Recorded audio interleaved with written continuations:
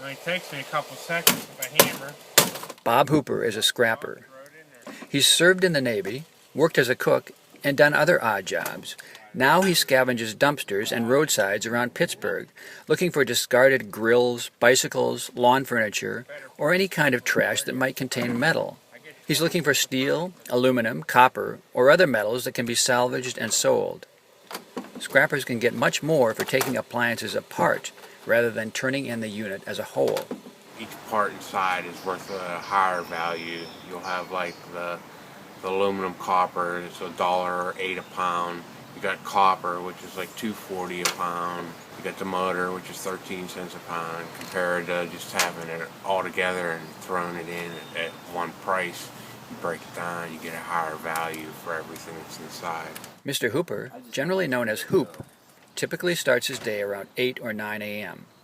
He drives his beat-up Chevy pickup truck to dumpsters in low-income housing complexes and to auto repair shops that let him sift through their scrap.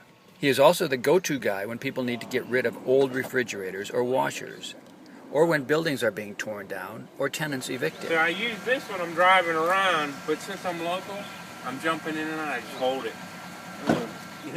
Soda cans, scooters, and microwaves are a sample of his usual finds.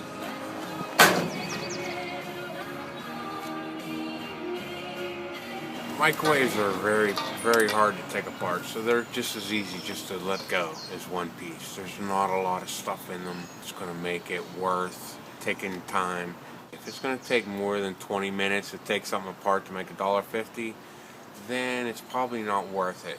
Mr. Hooper says that while he used to make $300 to $400 a day selling scrap, these days he usually gets around $100 to $200 a day. Sometimes he makes much less than that. Prices for scrap metal have plunged in the last few years, partly due to lower demand from countries that use U.S. scrap for making steel, and because of the strong dollar, which makes U.S. scrap much more expensive for foreigners to buy.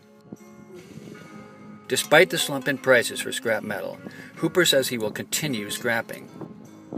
I get a lot of nice stuff. I find, brand new stuff in boxes.